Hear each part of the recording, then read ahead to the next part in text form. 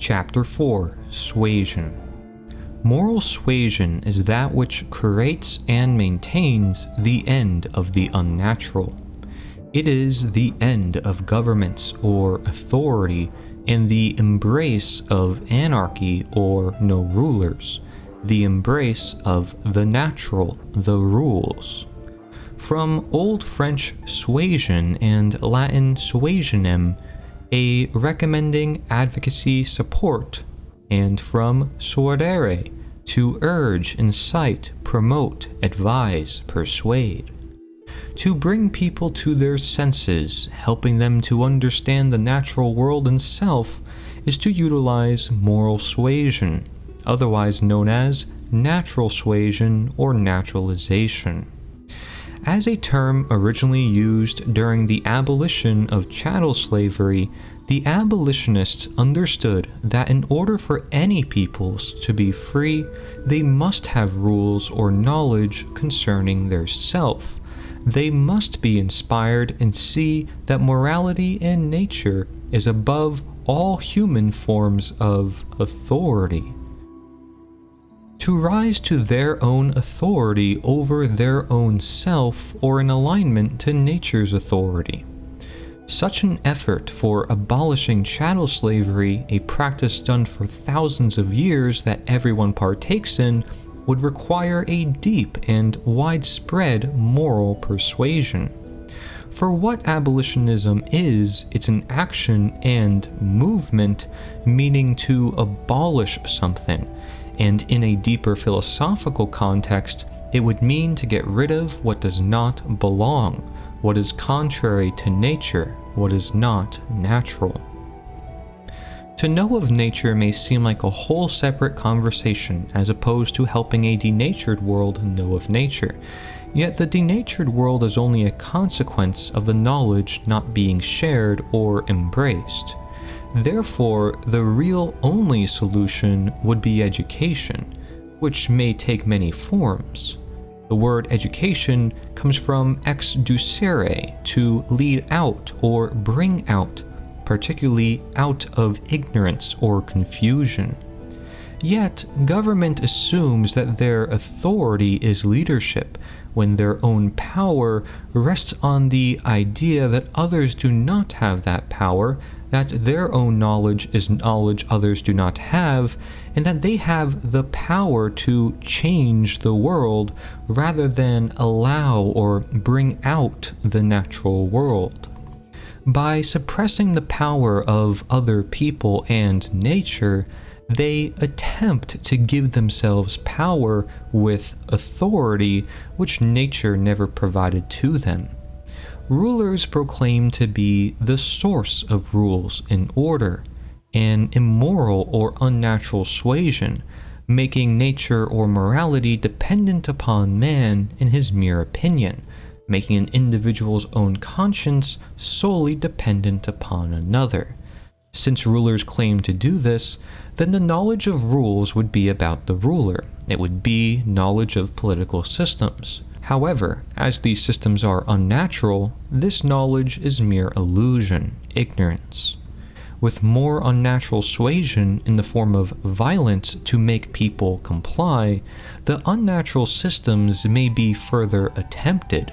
If moral suasion instead is encouraged, people are empowered to be the change rather than be dependent on others to be the change for them. Their nature gets to express, not be suppressed. They don't need to ask for permission to be free or to express their natural nature. They never needed to, because nature is the only need. Government was an unnatural creation assumed to be natural. Therefore, to assume the action is changing the government in any way possible is still legitimizing the unnatural and immoral. You can only attempt to change the unnatural, but you must allow the natural if you expect any natural result such as freedom or anarchy. To assume anarchy comes from government, no authority comes from authority, the natural comes from the unnatural, is the very notion of changing government, which is the very thing that changes and claims to be nature. Moral suasion means to allow nature, to align man's nature to that of nature's government. It doesn't make people invest their own natural energies into one or few peoples to create rulers solely responsible for all the rules. It helps people invest their own natural energies into their own self and those they love to create the world that they personally want to live in. It is what it means to know thyself, what you know best. It is the knowledge of nature, and this knowledge is the real power, just as it is leadership, because it is nature which we all must obey. To share knowledge is education. To encourage education is moral suasion. In light of abolitionism, moral suasion is the integration or education of the natural for the abolition of the unnatural. For everyone to have that knowledge is for everyone to have the power and lead themselves. There will be decentralization for nature, but there will be unity. However, if it is kept for few, then so will the power and leadership. There will be centralization for government, but there will be division, divide and conquer. A people's never content, never embracing nature will always be at war or in division, as lies lead to confusion, government class systems create inequality. Whereas, for peoples who are content, always embracing nature, knowledge leads to direction, and an individual's own conscience is respected, helping individuals to unite in the shared sense of humanity, equality. Moral suasion is that which manifests the natural aggregate. Ending chattel slavery, for instance, was not a mere opinion, it was a destiny for all of humankind, recognized by those who knew the inherent truth or natural nature in self-ownership. One may inquire upon what morality there is to promote, but morality is just another word for neutrality, nature. If it is evident that 1 + 1 = 2, or that you breathe for you, then so it is correct and moral, natural and healthy, right and real, among many other terms to describe the same truth. Moral suasion, like the word anarchy or the natural, is most necessary in the attempted presence of the unnatural. Otherwise, not much persuasion would be necessary for an individual who recognizes nature as an authority self-evidently to follow at all times. The act of sharing education or moral suasion rests in bringing the very knowledge of what is nature in relation to government to all the world, persuading people to see the government beyond all governments that you have had to see for yourself. It is sharing the nature of nature itself, of the belief in authority and anarchy or voluntarism. You are not to only share your own experience or the knowledge. You want people to find nature for themselves, for which is why moral suasion is merely the individual opening up their own eyes, the natural being allowed. Only they can open up their own eyes, just as only they can know thyself. They shall do this since their nature depends upon their use of the natural for their very existence. Nature cannot remain nature without the natural. We will see a world we can't know without it. Our eyes would be closed and we would walk ourselves off a cliff. The desired world would be unattainable, or the world we create would be unintended. Helping an individual see their own path as such is walking them through their own steps. Are they sure they know where they are going? Are they taking the necessary or natural steps? As we have walked the path ourselves, or we see the path that they walk, but we cannot walk for them, all we can do is ask questions. When we ask questions, we are sharing a thought with someone, allowing them to express, and for ourselves to connect with the individual, with where they are currently at in their own life. It is the very method which allows radical honesty. It is also known as the Socratic method, or Larkin Rose's candles in the dark method. For us to understand nature in the very first place, the constitution or order of life, we as beings coming into its presence must think, reflect, and therefore ask questions. When we ask, as by every action we partake from every thought, nature answers our call, giving us consequences, continually calling us toward the answers. If we get hurt doing one thing, we know to do something else. All this process of experimentation and learning, nature persuades us to know the truth, and we may persuade others to know what nature taught us. We become merely messengers. It is therefore not that we are to simply persuade about the natural or moral, but that our persuasion itself is natural or moral, recognizing the individual must think for themselves and come to their own conclusions. Those who partake in this also don't need to persuade everyone, or even those involved in the unnatural. As nature will do the ultimate persuasion, you shall simply do your best and plant the seed. But realize that all it takes is a certain amount of caring individuals to make a difference, to the point where the unnatural can no longer be enforced or upheld. The caring will attract to the caring. Those who partake in the natural will manifest the natural. The energy of the loud and passionate minority cannot be ignored for long.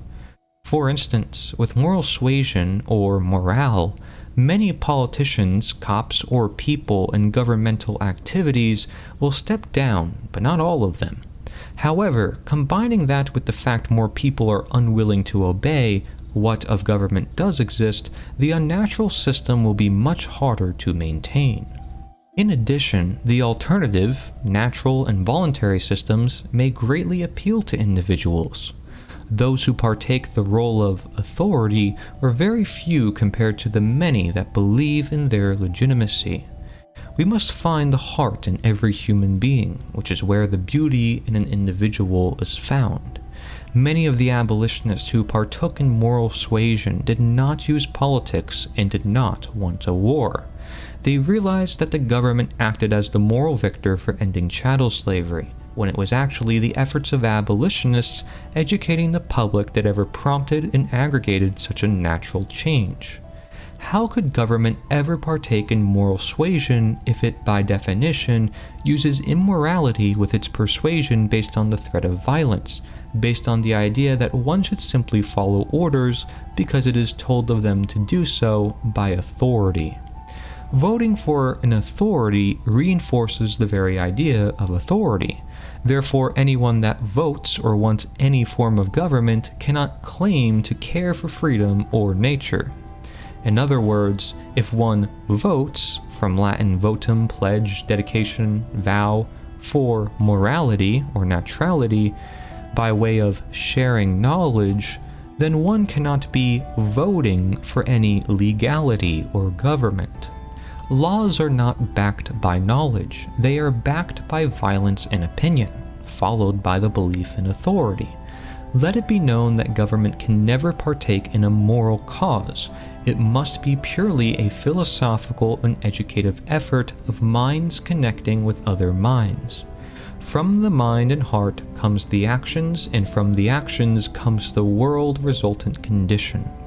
The lie of authority is so strong, and the benefits of voluntary cooperation is so great that it's just a matter of time for people to embrace what works for everyone and for all of time, as it is to live according to nature. Among education, there are many thousands of books or philosophies on every single topic, yet they all mostly either ignore nature or solemnly claim to know nature.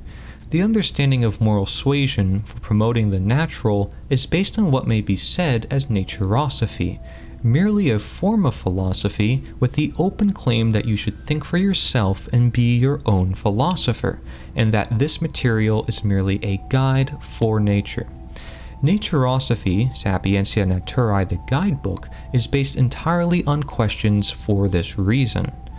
Arguably, the roots to all philosophy is anarchic in nature, since the love and ever-striving of knowledge that Socrates taught, or the natural embrace that Lao Tzu taught, or the stoicism of Epictetus and others only leads us to think for ourselves and question authority. If we were to consider abolitionism or moral suasion as a philosophy for the abolition of governments, continuing the movement of the past, it is merely the movement of natures against all that inhibits our nature. It is no surprise those who argued for changes in alignment with nature were referencing to laws of nature all throughout history, even if it were to deceitfully convince the populace to side with an unnatural system.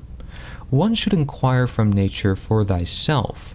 This would mean not only to detach from this material, which openly wants you to agree, but to detach from all material coming from governments, which actively makes you agree with them.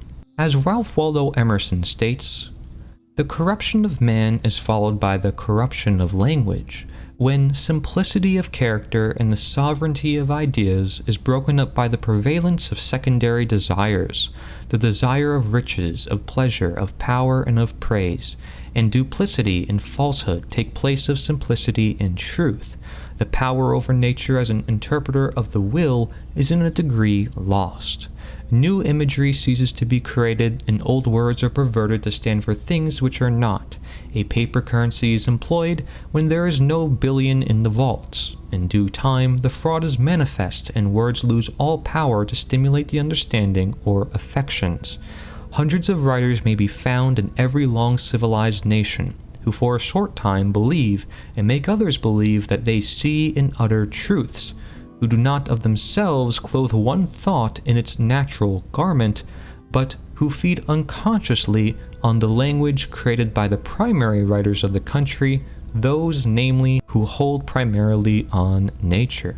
The power of questioning is not just the moral or natural path toward the moral or natural, but the most effective path due to it. The Socratic method of questioning can be applied to Socratic tutoring, seminars, therapy, in every aspect of life for any topic. It leads to an increased responsibility of answers, creating clarity upon direction. It also helps with inspiration, creativity, and critical thinking, even to gain expertise in speaking and engagement skills. There is a greater sense of value shared and found by an individual actively listening and genuinely curious about another individual. While the person asking the questions is a facilitator or teacher, they are also a coach, in that they join the conversation as an equal for the shared effort of a better humanity. Many people who understand a truth that others do not see may want to shout out on the rooftops and tell the whole world, then finding out that they should keep it to themselves because nobody seems to listen. The goal is to ask the right questions that help an individual find out the right answers for their right self. This means sticking to the idea of nature or morality when it comes to the idea of government, learning from the individual their thoughts concerning it, allowing them to get equally curious and not getting sidetracked when the importance is understood, holding ourselves accountable. When we escape our boxes, we see more and find out there is always more to figure out. This process of learning does not end. The admittance of ignorance is our step out of ignorance and toward knowledge, which is why we must always question everything, because even if we think we got something or someone figured out, there is always more to learn, helping us build a greater connection. This process of questioning is a practice, just as much as nature is a practice. Similarly, our nature or rights must be exercised if we are to be maintained or strengthened. A simple yet powerful example of Socratic questioning and dialogue is as follows. In math, you ask someone, "What is 2 plus 2?" and they respond 5. You remain calm, then give them the question that leads to their previously wrong answer by asking, "What is 3 plus 2?" allowing the individual to realize their own mistake or hypocrisy. If we were to apply this to the context of moral suasion for that of the belief in authority, when somebody answers one of your questions concerning anarchy or freedom as chaos, you may remain calm and proceed to give them the question that leads to their previously wrong answer by asking, what does government create? Genuinely curious to see if chaos is never an answer, or even asking, what does anarchy mean when you break it down? To help an individual see that chaos is an assumption, perhaps even asking questions related to that of chattel slavery in the past to relate it to the present, although most questions may be best kept at inquiring one's own belief system. If we put ourselves in the shoes of someone on a plantation, there are clearly more slaves than slave owners. The way out of the situation would require educating fellow slaves and inspiring them to act on their nature, which is not being enslaved. Otherwise, it is the only life they know and will come to accept as they fear the unknown. People may fear being wrong, or they do right assuming it is right when it is not. Navigating through the contradictions or shadows is a process much easier when one individual guides another, and contradiction or division becomes unity or alignment when questioning and dialogue opens us up and helps us gain clarity about everything. Some starting questions may be, what good things and what bad things occur with government? What specifically do you not like that the government does? What would you want funded? What do you think would happen to me if I didn't want to fund it? Should you disobey a law that conflicts with your own conscience? If it's bad for you to do a certain thing, is it okay for you to try to get someone else to do the same thing for you? Is it ever good to break the law? Does the majority have the right to do whatever it wants to a minority as long as it uses voting in the political process? Do you believe that it's okay for government to force you to fund things that you're opposed to? Otherwise, sharing material like this where other questions and resources were mentioned can assist in the effort. Time and patience is required, and bear in mind that not everybody comes to understand everything all at once. It takes some people a matter of a decade or two to finally understand these concepts, also depending on how much they care or how much programming they need to address within themselves. Planting the seed means that you leave an individual with thoughts that they have not previously considered, and you remain as someone they can talk to, or they have resources that they can learn more from. You may decide to break down larger questions into parts, or ask questions accordingly to what an individual cares about most, bringing it back down to nature as all must go. All materials which are reflections of the passionate and caring mind help share the word for moral suasion, despite how it must be the individual evaluating themselves one way or another. Philosophers have long battled the current norm of ideas throughout every century, trying to find out new ways of thinking or solutions to the world, often being penalized by governments for having done so, despite always being the real change makers. You are a philosopher if you have your own way of looking at the world. However, since everyone lives their own lives as such, everyone is a philosopher, just as everyone is natural. It is simply a question as to if they will embrace it and learn more from themselves just as much as their world. The Tytler cycle developed by Alexander Tytler is representative for the philosophy of how society goes from tyranny to freedom again and again. From bondage to spiritual faith, from spiritual faith to great courage, from courage to liberty, from liberty to abundance, from abundance to selfishness, from selfishness to complacency, from complacency to apathy, from apathy to dependence, and from dependence back into bondage. However, if we were to cut this cycle in half, what separates faith, courage, liberty, and abundance with complacency, apathy, dependence, and bondage is the idea of selfishness. In applying our knowledge of nature, government, and anarchy, we would realize that selfishness cannot go far into complacency, apathy, dependence, or bondage if the one or few individuals is not given their power by other individuals with the belief in authority. Nobody can be entitled to rule over others' property unless they make their title out to be legitimate and natural, moral, and necessary. Furthermore, both the Stanford Prison experiments and the Stanley Milgram experiments, as well as the top source of unnatural death known as democide, would all have a known solution being the end of the belief in authority, the end of that which proclaims to take the place of nature. The man-made material world may still affect the natural world, but there wouldn't be an overarching man-made system proclaiming to have the power of nature itself, and that people see it as legitimate or natural to turn what is wrong or unnatural into what is right or natural. Humans don't have the power to change nature or reality. They have the power to change themselves and their creations. They must keep it at that.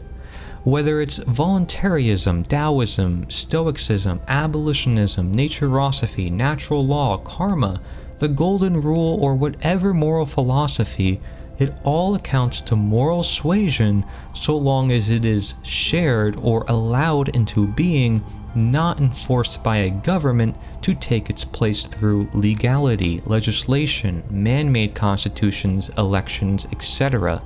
If your idea is so great, educate the world and prove it to them. The idea is worth applying voluntarily. In the same way real leaders are born, their actions worth emulating voluntarily. The internal ruler who has rules for thyself is sovereign, from Latin super regnum, above rulership. They are free by nature. They are not mentally enslaved by the belief in authority, for they do not need to believe. They know thyself. This mind made free will be impossible to enslave physically, and so the moral obligation for moral suasion rests on them to share the utterly profound truth they see evidently with their eyes clear and open, upon seeing or experiencing the unnatural world of darkness, of those who have external rulers who don't know thyself because they are slaves by government, mentally enslaving themselves through their belief in authority. Everything authority does is not education. If it isn't authority, then what is done is education. Authority is the exact opposite of education, for which it is merely violence, the violation of nature. Everything else is education. The result of authority is education, because authority never lasts, and nature does, to answer man's ignorance. But this is only when authority has shown its ugly face for what it is, evil itself, and that evil is shown to us when we have the natural eyes to see it, meaning authority no longer is seen as authority. Governments may persuade you to keep their rulership over you, but it can never be moral suasion, unless they were talking to you as human beings, in which case they wouldn't be government. The false ideas about anarchy may similarly be used to persuade you against nature, but it can never be moral suasion unless they were talking to you as human beings, in which case you already have no rulers and nature is the only system or condition to embrace. You must stand by nature at all costs if you want the good, happy, and healthy, because life is nature and living is the natural. A quote from Seneca, "He who is brave is free." Your suasion involves a necessary sacrifice, indeed a natural one, which can only provide more of the natural. It means you are grounded in the roots, standing the test of time. You remain yourself and you want others to remain their self. You live your life and you want others to live their life. You violate nobody and you want others to violate nobody. You care for others and you want others to care for you. You love nature, or at least its knowledge and importance, and you want others to share the same beauty and benefit. You may not be able to save everybody, but by saving nature, you are. A quote from Marcus Aurelius: "Humans have come into being for the sake of each other, so either teach them or learn to bear them." Respect and teach nature. This is moral suasion and anarchy. This is you. Do not respect and teach authority. This is government. This is not you. The Nature is the Answer movement can be found on nita.one. The End of Slavery Summit, featuring over 50 different speakers and hundreds of resources, can be found on nita.one, the same website, /summit. The Liberator 2 News, where you can contribute articles and they will be turned into videos, everybody can collaborate, is found at theliberator.us. theliberator.us. And to learn more about Naturosophy as a whole and the whole book series, go to nita.one/Naturosophy. That's NATUROSOPHY.